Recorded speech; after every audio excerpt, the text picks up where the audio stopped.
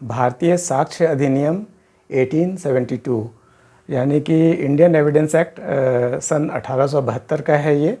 और इसमें उन सारे डॉक्यूमेंट्स के बारे में चर्चा की गई है जहाँ पर उससे किसी खास डॉक्यूमेंट या फैक्ट को साक्ष्य के तौर पे प्रस्तुत किया जा सकता है या इस्तेमाल किया जा सकता है। अब इस बारे में ऑनरेबल सुप्रीम कोर्ट का एक बहुत ही अच्छा जजमेंट है जो सेक्शन 35 के बारे में है कि कभी कौन सा कोई रजिस्टर जो है साक्ष्य के तौर पे इस्तेमाल किया जा सकता है।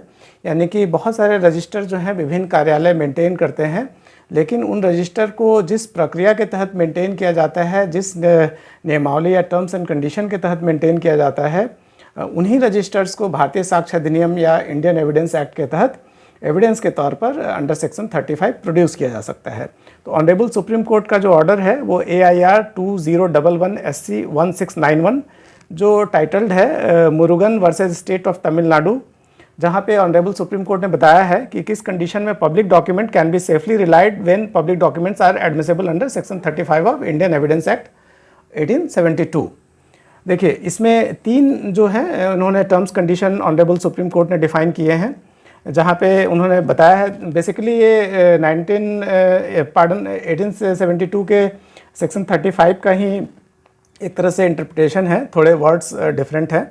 जैसे ऑनरेबल कोर्ट ने क्या कहा, in order to render public document as admissible under section 35 of Indian evidence act 1872 3 condition should be satisfied.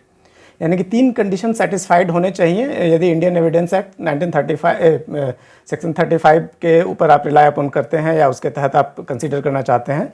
पहला, entry relied on must be recorded in official record in official book और official register. यानी कि जो भी प्रविष्टि की गई है, एंट्री की गई है, वो ऑफिशियल रिकॉर्ड में होनी चाहिए या ऑफिशियल बुक या ऑफिशियल रजिस्टर में होनी चाहिए। यानी कि वो एंट्री सरकारी जो दफ्तर में रजिस्टर मेंटेन किए जाते हैं उनके भीतर जो है वो एंटर्ड हों।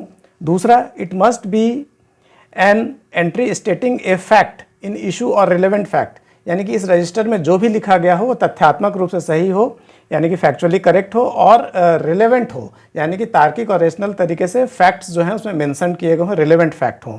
तीसरा, it must be made by public servant. यानी कि ये किसी प्राधिकार के तहत या अथॉरिटी के तहत पब्लिक सर्वेंट द्वारा एंट्री की गई हो।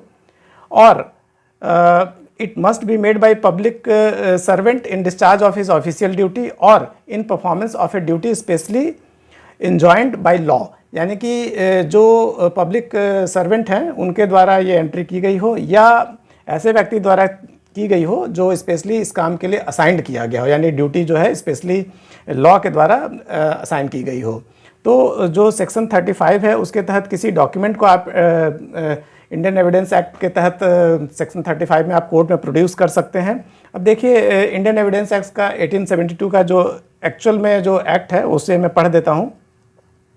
Relevance of entry in public record और एन इलेक्ट्रॉनिक रिकॉर्ड, यानी कि कोई भी रिकॉर्ड, वो इलेक्ट्रॉनिक रिकॉर्ड भी हो सकता है। Made in performance of duty, यानी कि वो ऐसा जब ड्यूटी परफॉर्म करते वक्त एंट्री की गई हो। An entry in any public और अदर ऑफिशियल बुक, रजिस्टर और रिकॉर्ड और an electronic record stating a fact in issue or relevant fact and made by a public servant in the discharge of his official duty or by any other person in performance of a duty especially enjoined by the law of the country in which such book, register or record or an electronic record is kept is itself a relevant fact।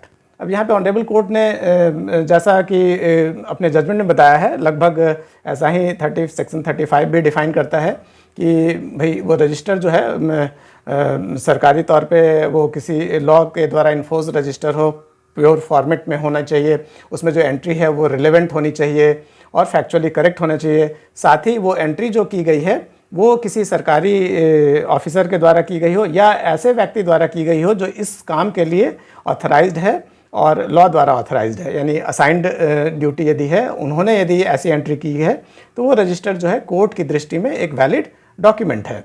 यानी कि Indian evidence act के तहत किसी भी register को, बहुत सारे register होते हैं कई दफ्तरों में, डेथ एंड बर्थ रजिस्टर होता है, लैंड रजिस्टर्स होते हैं, बहुत सारे इन्वेंट्री होते हैं, बहुत सारे प्योर फॉर्मेट जो है रूल या बायलॉज में डिफाइंड जो होते हैं रजिस्टर्स वो होते हैं। तो उनकी एडमिसिबिलिटी तभी तय होती है यदि वो सेक्शन 35 के इंडियन एविडेंस एक्ट की जो हर्ताएँ हैं, जो शर्तें हैं, जो बताए गए हैं क्राइटेरिया उसको फुलफ़िल करते हों। तो ऑनरेबल सुप्रीम कोर्ट ने इसको डिफ़ाइन किया है 2011 के अपने जजमेंट में।